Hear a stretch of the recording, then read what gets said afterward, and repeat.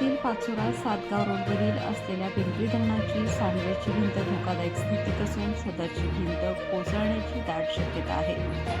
मागील 6 महिन्यांपासून सिमेंटने बांधलेल्या भिंतीला मोठे भगदाड पडलेले आहे। सदरची परिस्थिती गंभीर असून संबंधित विभागांच्या कर्मचाऱ्यांनी पाहणी करून याविषयी तातडीने दुरुस्तीचे काम झाले नाही तर भिंत पडून गंभीर पूरस्थिती निर्माण होऊ शकते। तरी तात्काळ उपाययोजनांची शिवसेना शिंदे गटाचे शेतकरी सेनेचे जिल्हाप्रमुख सुनील पाटील यांनी मागणी केली आहे।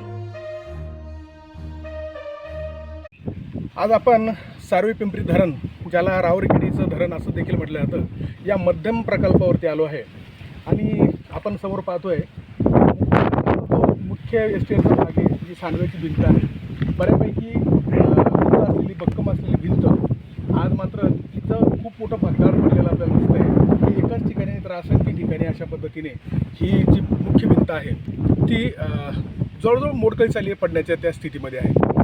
योगायोगाने आज असेल की आज 1 ऑगस्ट आहे आणि वंदनीय बापूसाहेब खेम पाटील माजी मंत्री या परिसराचे जे होते, या परिसराचे जे सुपुत्र होते, त्यांच्या दूरदृष्टीतून या परिसरातील हे सगळे मध्यम प्रकल्प, लघु प्रकल्प हे आकाराला आले आहेत आणि हे धरणं झाल्यामुळे हा भाग सुपीक तर झाला आहे। इथलं जनजीवन त्याच्यावरती फुललं आहे। पिण्याच्या पाण्याचा विषय असेल किंवा शेतीच्या पाण्याचा विषय असेल, कदाचित बापूसाहेबांच्या दूरदृष्टीने अशा पद्धतीचे प्रकल्प या भागात जर उभारले नसते तर कदाचित या परिसरातला सगळा जो सर्वसामान्य वर्ग आहे, सर्वसामान्य जी जनता आहे, त्यांना कदाचित ऊसतोडीला जावं लागलं असतं किंवा आपण परभणी आणि त्या परिसरातल्या जनतेचे हाल पाहतो की पाण्यामुळे त्या लोकांना अतिशय भटकंती करावं लागते जीवन जगण्यासाठी। अशा त्या आमच्या थोर नेत्यांच्या दूरदृष्टीतून हे जे प्रकल्प उभारले गेले ते साधारण एक 35 वर्ष या प्रकल्पाला उभारून झाले आणि 35 वर्षाच्या कालखंडानंतर अतिशय सर्वसामान्य जनतेला, शेतकऱ्यांना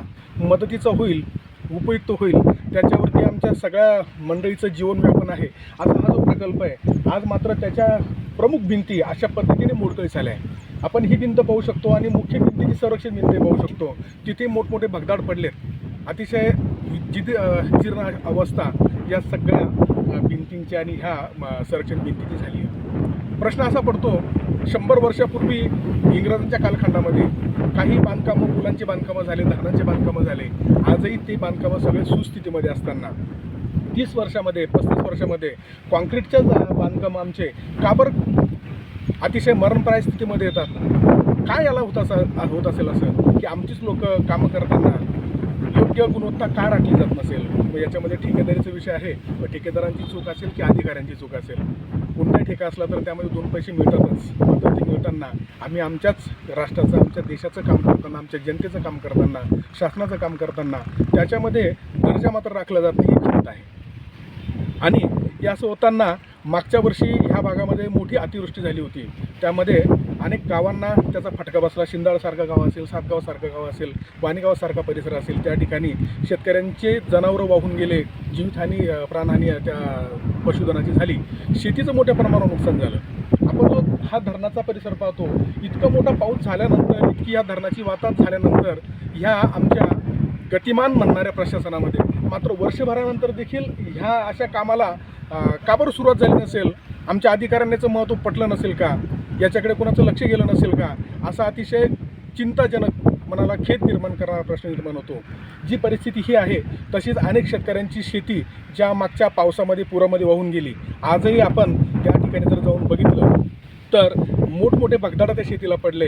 कोणत्याही प्रकारचं सहाय्य, सरकारची मदत त्या ठिकाणी पोहोचली नाही। त्या ठिकाणी खरं म्हणजे त्या शेतकऱ्यांच्या त्या थडीचं बांधकाम तिथे होणं अपेक्षित होतं, तिथे मातीचा भराव अपेक्षित होता, आर्थिक मदत अपेक्षित होती, मात्र याच्यामधलं एक पाऊल देखील शासकीय पातळीवर पुढे पडलेलं आहे असं दिसत नाही। त्यामुळे एक सर्वसामान्य शेतकरी म्हणून, शेतकरी सेनेचा जिल्हाध्यक्ष म्हणून आम्हाला हा अतिशय मनाला वेदना देणारा असा विषय आहे। आमची ह्या निमित्ताने सरकारला आणि प्रशासनाला विनंती असेल की काही विषय असतात की सगळेच विषय कधी दिवसात होत नसतात, मात्र ज्यावरती पूर्ण परिसराचं जीवनमान अवलंबून आहे, ज्याचा संदर्भ सगळा जीवन मरणाशी होऊ शकतो, अशा प्रश्नात देखील आम्ही इतकी दिरंगाई करत असो तर ते मात्र खूप चिंताजनक आहे, निषेधार्ह आहे।